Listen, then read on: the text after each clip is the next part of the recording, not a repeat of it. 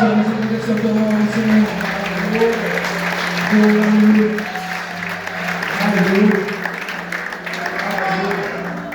é bom dizer que amamos Ele. Como é bom expressar o amor por Ele. Hoje comemoramos uma data onde Ele expressou o maior amor que alguém possa ter expressado. Hoje comemoramos a data da ressurreição do nosso Senhor Jesus. Amém? Amém. Cumprimento a todos com a paz do Senhor. Amém. Vamos abrir nossa Bíblia em João, capítulo 20. E Hebreus, capítulo 2.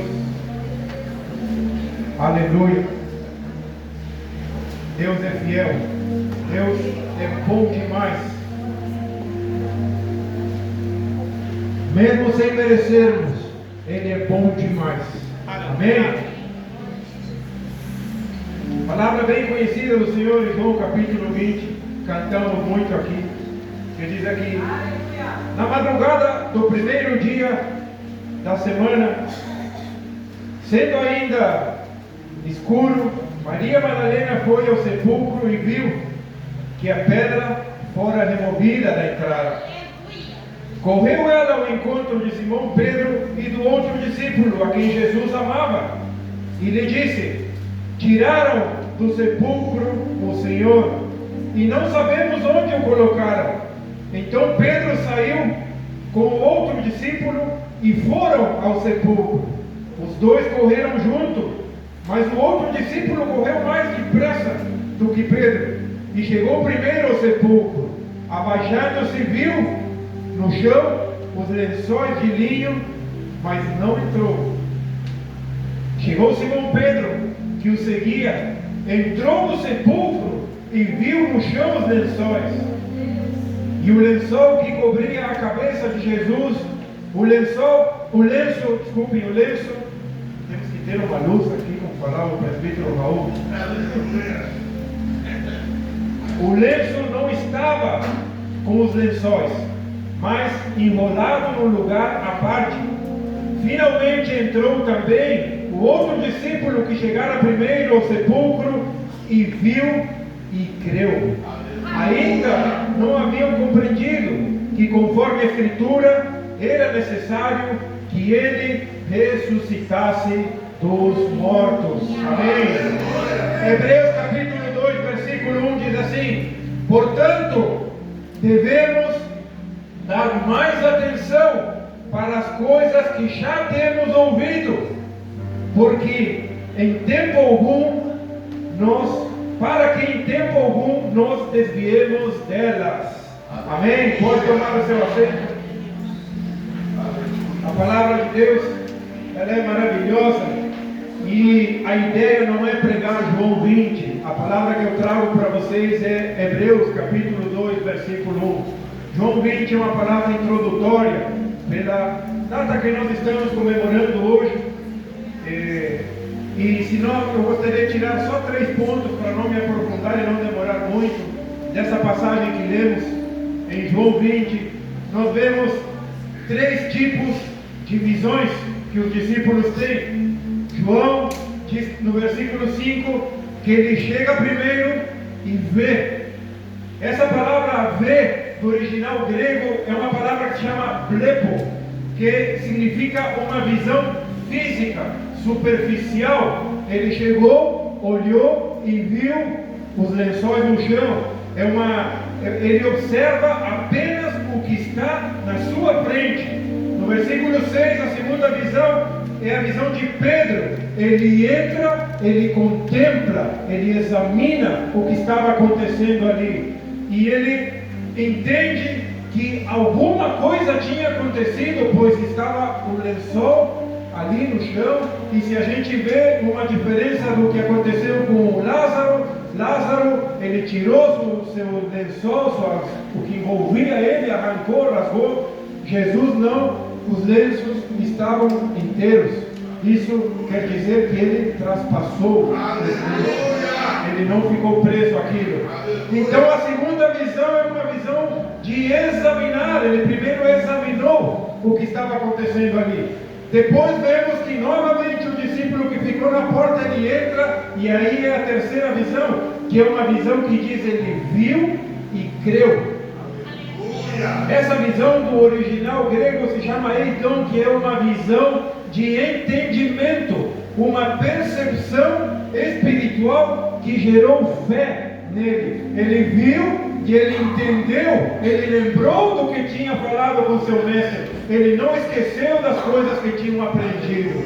Então, hoje, nessa noite, a minha oração desde o início do dia, durante a manhã, durante o dia, era que a igreja pudesse ter esses três tipos de visão. Primeiro, uma visão de razão, como é sempre legal ter isso, uma visão de razão. Primeiro vocês têm que ver e examinar aquilo que eu vou estar falando. Depois vocês vão ter que ter um olho clínico para dizer: opa, isso é Bíblia, isso não é Bíblia. No fim do culto você me diz: Miguel, você falou que não estava na Bíblia, e eu vou aceitar, mas eu quero que você examine, eu te dou o direito a isso. E a terceira visão é aquela visão que você vai ter que ver e acreditar que isso está sendo falado, é uma revelação de Deus para as nossas vidas, porque a palavra de Deus, ela nos traz um norte, nos orienta, e nessa noite não vai ser diferente, amém?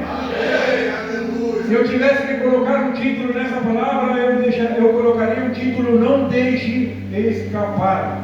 A palavra de Hebreus capítulo 2, que eu acabei de ler, ela me faz trazer um contexto dessa geração de hoje. Nós vivemos numa geração onde tudo tem que ser rápido. Eu não posso esperar, eu não tenho tempo, tudo rápido, tudo para já. O Senhor, eu oro e eu quero que o Senhor cumpra. Eu passo uma vida inteira vivendo desregrado com as minhas finanças, eu volto a dizimar e eu quero que amanhã o Senhor derrame a bênção.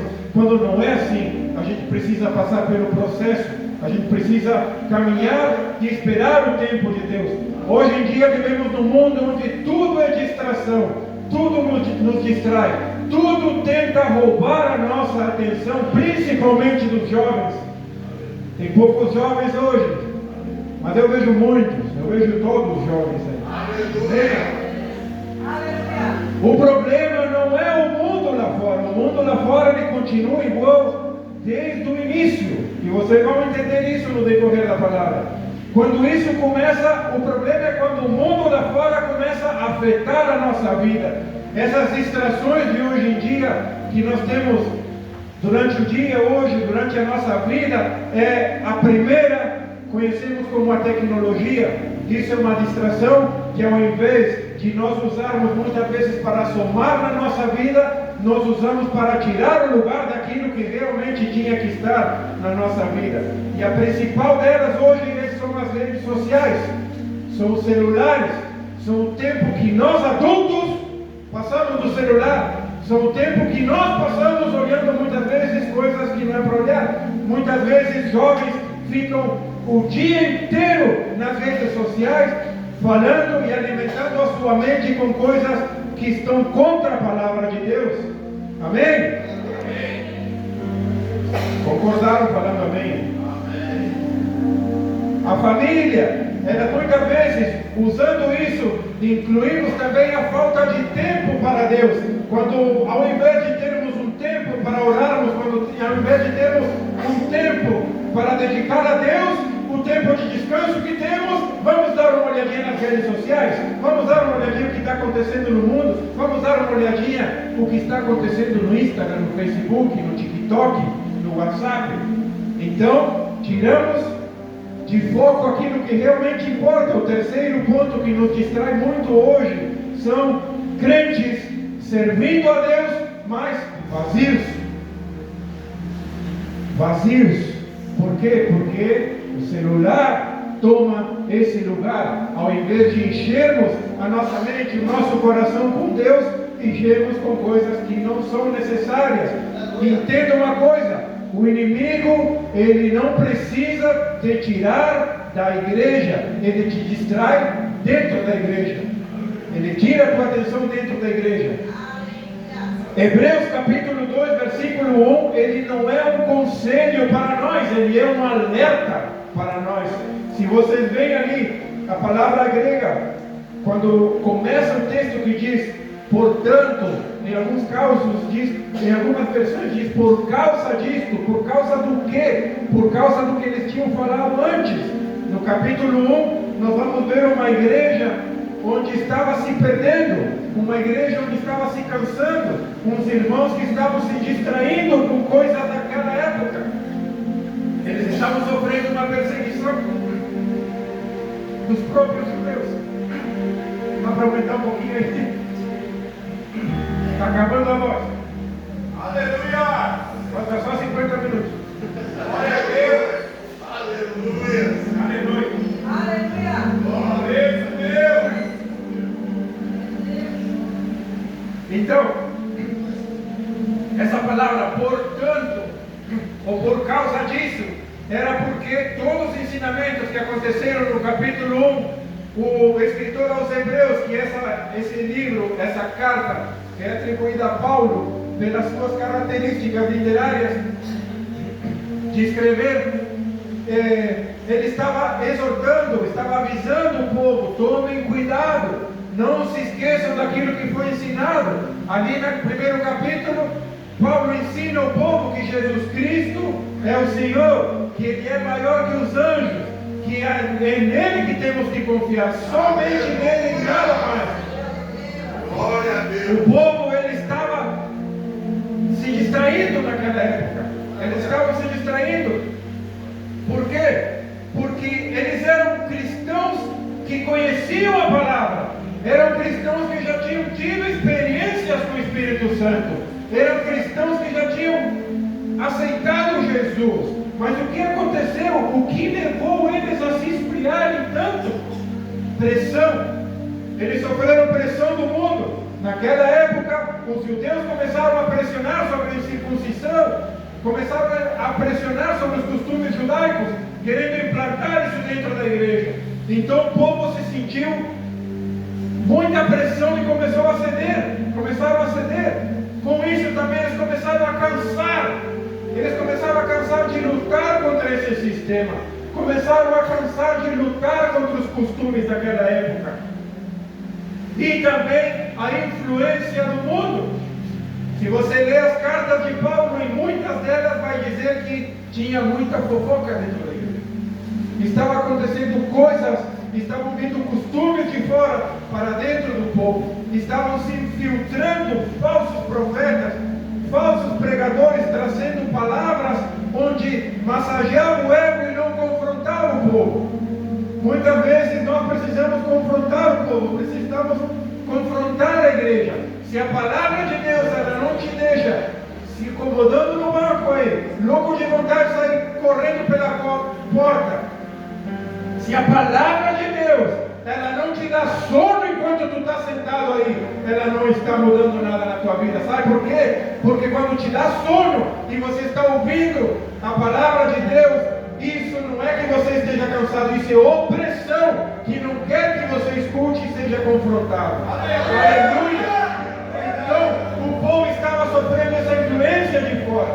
E nos dias de hoje não é nada diferente. Nada mudou. O único que mudou foi o cenário, foi a cultura, foram os costumes. Hoje em dia, o que nos distrai é a tecnologia. Hoje em dia, o que nos oprime são as redes sociais, são a televisão, são coisas que a gente se envolve, que não tem nada a ver com a palavra de Deus, e a gente quer transformar o mundo com uma ideia que vem do mundo e não vem de Deus. Aleluia! Essas coisas nos oprimem, fazem com que nós comecemos a nos esfriar e vejamos que nós, com a nossa força, a gente não consegue mudar. E nós não vamos mudar com a nossa força. O único que pode mudar é Jesus Cristo. O perigo não é parar de ir na igreja. O perigo é se afastar dentro da igreja, aos poucos. Ninguém se afasta de Deus de uma hora para outra.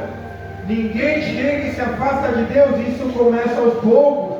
Começa um trabalho na mente. Começo a me frustrar com o irmão, começo a olhar falha nos outros irmãos, Começo a ver por que coloco um gringo para pregar se eu não entendo nada. E aí começo a criticar e começo a falar. Então, começa de a pouco, começa aos poucos. Eu começo a falar, eu começo a ver defeitos ao invés de ver virtudes.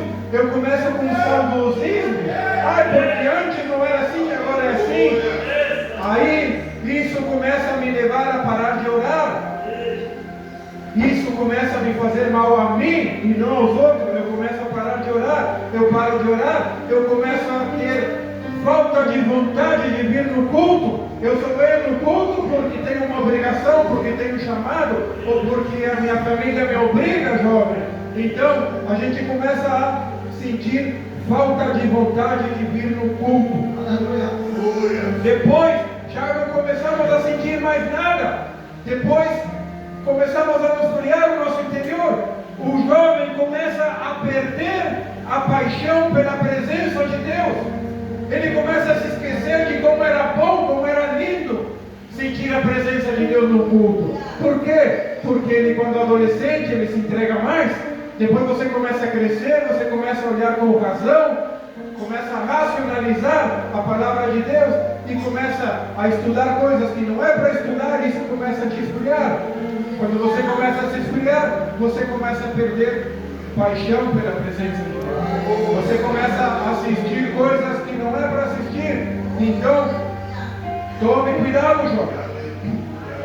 Os pais começam a ficar frios espiritualmente dentro de casa. Os pais começam a ser poucos exemplos para os filhos. Os filhos começam a esfriar e os pais não ficam atentos. Começam a esfriar junto com os filhos. Aleluia. O desvio, ele começa no coração, tá? Antes de aparecer nas atitudes. Então você pode estar vindo, e nós vamos ver agora que você pode estar vindo, mas você pode estar caminhando a se desviar. Aleluia. O problema também, muitas vezes, não é a falta de palavra. Não é que está faltando palavra, porque é muito legal dizer, eu estou me apartando porque lá não pregam como pregavam na minha cidade. Porque aqui nós temos muita gente, acredito que a maioria aqui não é nativa, a maioria veio de outro lugar. Então é muito legal eu chegar e dizer, porque lá no Uruguai os cultos, meu Deus do céu, você não tem ideia como era. Mas eu não estou no Uruguai, eu estou aqui em Florianópolis e eu vim para ser influência, eu não vim para criticar, eu vim para implantar. Se eu não estou de acordo, eu vou pôr as minhas regras, as minhas normas e tentar incentivar os irmãos com aquilo que eu aprendi lá e não criticar. Aleluia. Eu vou honrar os meus líderes. E o problema não é a falta de palavra, porque se nós vamos ver o que nós temos na igreja aqui é pregadores. Então, meu querido, aqui tem muitos tipos de pregadores. Eu me considero o menor deles. Os pregadores que tem aqui são fantásticos. Tem uma palavra para cada estilo. Tem uma palavra para cada estilo de todos que estão aqui. Então, palavra não é o problema. A palavra não é problema. O problema é a falta de atenção quando a palavra é lançada sobre a igreja. Precisamos estar atentos para agarrar a palavra. E toda vez que uma palavra é lançada aqui no altar que eu agarro, alguma coisa acontece na minha vida. Eu agarro com todas as forças essa palavra quando é lançada, e algo acontece na minha vida. Isso é um testemunho, e eu não subo aqui para encher linguiça, eu subo aqui para falar o que eu vivo. Aleluia. Quantas palavras você já ouviu? Quantas palavras já foram lançadas na tua vida, não só nesse altar, senão onde tu foi por aí? Quantas palavras foram profetizadas sobre você? Meu Deus, quantas mensagens já tocaram no seu coração, de você sair toda borrada, de você sair todo descabelado, chorando, parecendo uma criança? Quantas vezes as mensagens tocaram no teu coração e a pergunta é, o que você fez com elas? O que você fez com essa palavra tão importante que tocou tanto o teu coração? Você ficou comparando com como era lá na tua terra? Você ficou comparando como era a tua palavra lá onde tu morava? No Rio Grande do Sul, no Paraná, na Bahia, no Mato Grosso, no Uruguai, na Argentina, no Chile, onde seja que for. Você ficou comparando? Não, a palavra foi lançada aqui, agarre e viva a palavra. Viva ela, porque a palavra tem poder para mudar a nossa vida. Aleluia. Se você veio aqui, você veio para somar. Se você está aqui neste lugar, você está para somar. Você não veio para restar. Você orou para vir e agora você está e você quer fugir. Meu Deus, eu orei para vir aqui, agora eu vou querer sair. Não, eu tenho que somar. Eu tenho que somar onde eu estou. Aleluia. Aleluia. É mais ou menos como quando alguém recebe um conselho, e nós pais sabemos muito bem disso. Quando a gente dá um conselho para o filho, mas esse conselho é precioso, um conselho de experiência de vida, e o filho faz todo o contrário e acaba colhendo as consequências.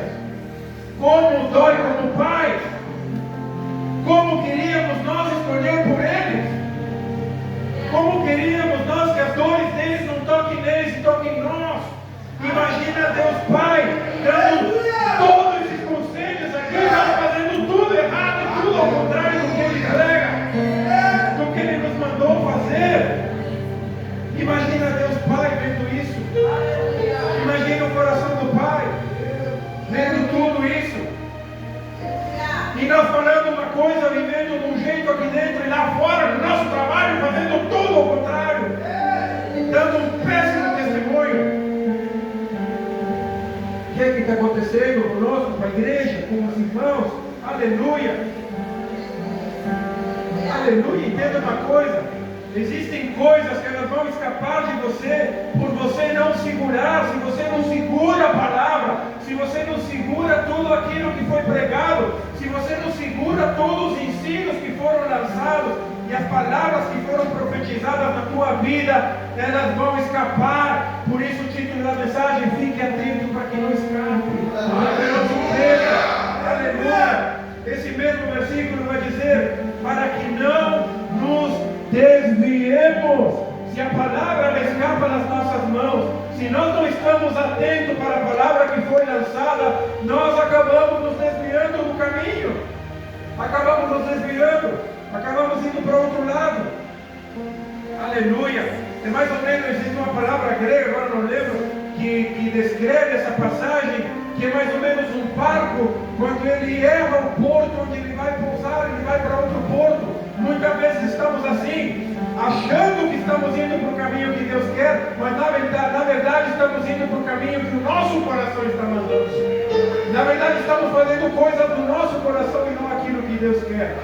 Foi pregado aqui tremendo aquele sábado que estava o evangelista aqui, não sei se vocês estavam, ele falou, e é algo que Deus já vinha ministrando muito no meu coração, que não se trata de nós, não se trata de você, não se trata do seu ego, não se trata do meu ego, não se trata do que eu gosto, se trata do que Ele quer.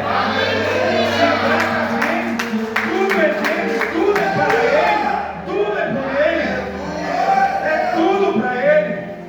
Entenda uma coisa: quando a gente entende isso, quando a gente percebe isso, que é tudo por Ele, tudo para Ele, tudo para Ele, os maiores beneficiados somos nós. Vai entender a matemática de Deus? Os maiores beneficiados somos nós e a nossa família. Aleluia! Para que não nos desviemos, estava falando. Como podemos nos desviar? Quando a gente não segura a palavra, quando a gente não está firme na palavra, os relacionamentos eles começam a esfriar. E eu estou falando relacionamentos, falo sim, marido e mulher, começam a esfriar, começam a se distanciar dentro de casa. Falo também relacionamento de amigos. Já preguei aqui muitas vezes que a traição ela nunca vem de quem você não espera. A decepção ela nunca vai vir de quem você não ama. Quem vai te trair é quem você gosta. Você não vai esperar uma decepção de alguém que você nem conhece. A decepção vem dos seus amigos. Mas nós devemos perdoar. Eles falham, eles são falhos, mas nós devemos perdoar. Entenda, Perdoar não é um sentimento, é uma decisão. Eu perdoo não para fazer bem para a pessoa, mas para fazer bem para mim. Eu perdoo porque eu não sou burro, sou inteligente. Porque Deus mandou e se Ele mandou, tem que fazer.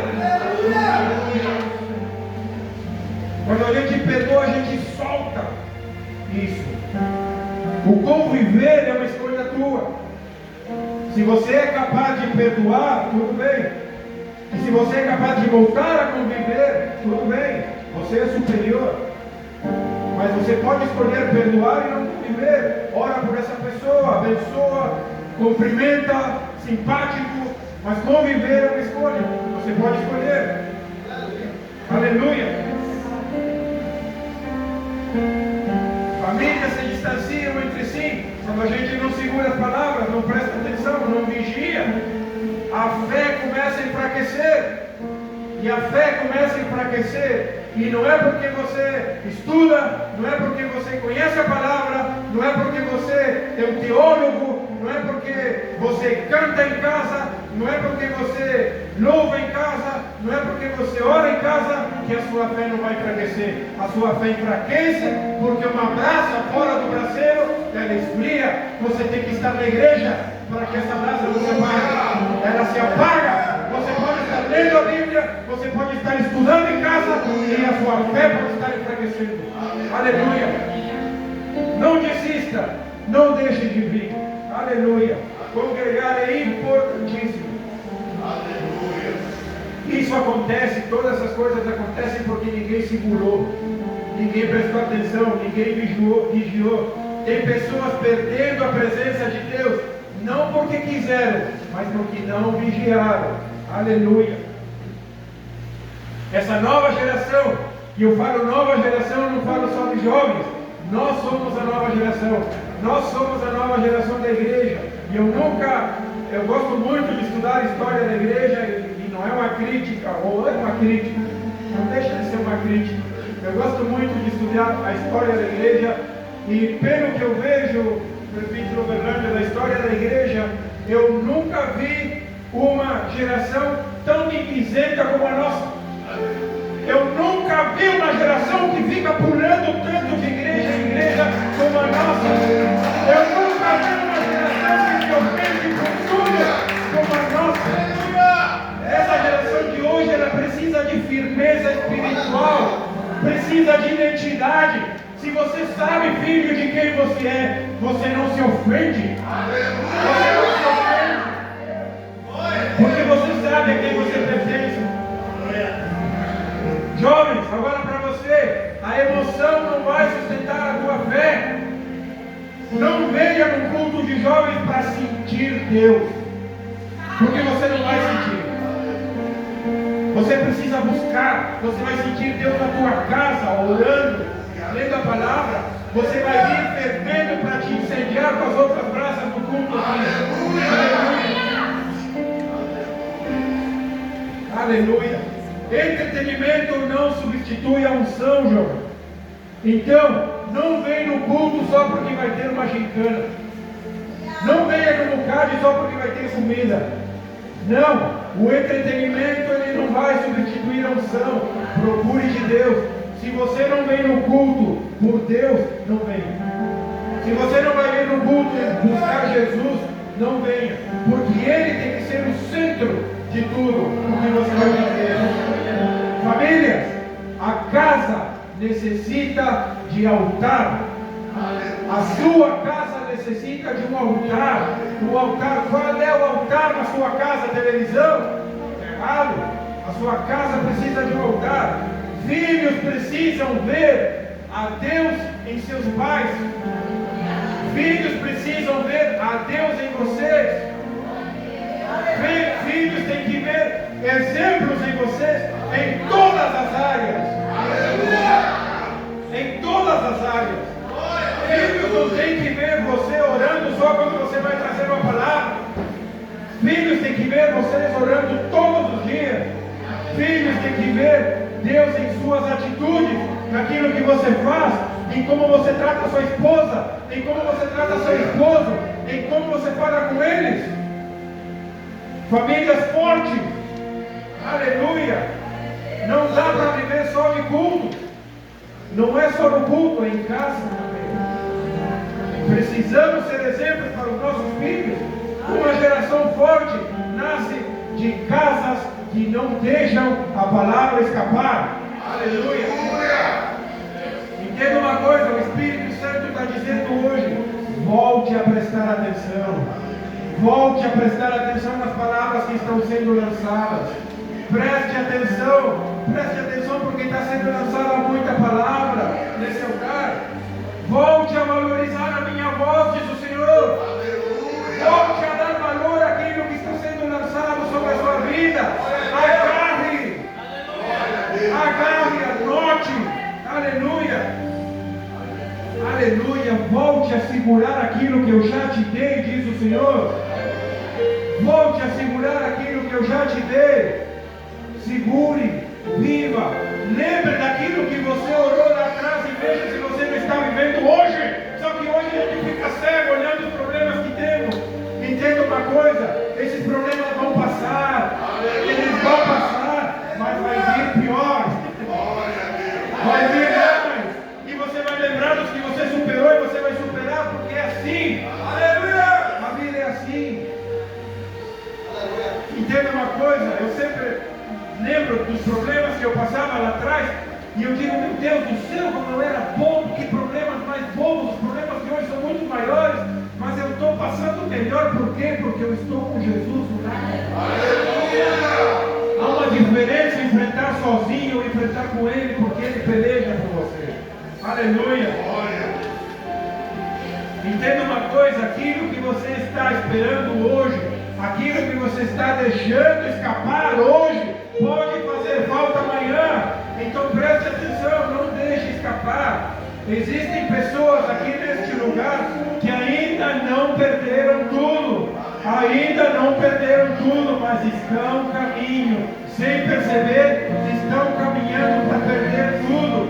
Mas Deus hoje, Ele quer reverter essa situação. Deus hoje quer parar esse ciclo da tua vida. Aleluia. Aleluia. Deus hoje está falando com jovens que esfriaram, com jovens que não sentem mais aquela ardência no coração, com jovens que não sentem mais desejo de orar, com jovens que não querem mais escutar louvor, com jovens que se deixaram influenciar com coisas do mundo, que se deixaram influenciar com, como é que se diz, com pensamentos distorcidos, pensamentos de sexualidade distorcidos. Meu Deus, isso está entrando na igreja, isso não pode, teremos que cortar. Líderes de jovens, para vocês hoje, se capacitem nessa área, porque isso está forte. O inimigo está atacando nessa área. Se capacitem, porque eles vão perguntar e vocês vão ter que responder. Aleluia. Aleluia. Pais que relaxaram espiritualmente. Essa palavra também é para pais que se relaxaram espiritualmente, para pais que aparentam uma coisa na igreja, mas em casa são outras. E essa palavra é para esses pais que estão deixando escapar isso entre os dedos. Famílias que necessitam restaurar o altar na casa. Famílias que necessitam tempo de comunhão com Deus. Aleluia. E entenda uma coisa, já estou finalizando. Hoje não é dia de julgamento. Hoje é dia de alinhamento. Se fosse dia de julgamento, meu Deus do céu. Meu Deus do céu. Sexta-feira estávamos conversando, um momento lindo, passamos na praia com uma rede jovem lá e com os irmãos que se somaram. Estávamos conversando disso. Meu Deus do céu. Uma gota do cálice da ira de Deus julgando, viramos pó. Então, querido, hoje não é julgamento, hoje é alinhamento. Ainda dá tempo de se alinhar, ainda dá tempo de voltar ao original, ainda dá tempo de recomeçar. Aleluia. que isso é tão sério? Por que tudo isso é tão sério? Por que eu não posso deixar escapar essas coisas? Entenda uma coisa, tudo isso que você recebeu custou preço muito caro. Custou preço muito caro, nós não imaginamos. E não foi uma palavra, não foi uma mensagem, foi o próprio Evangelho que passou pela cruz. Custou muito caro para nós ficarmos negligenciando. Aleluia. Ministério Louvor, por gentileza, pode passar. Glória a Deus. Vamos colocar de pé. Aleluia. E tenha uma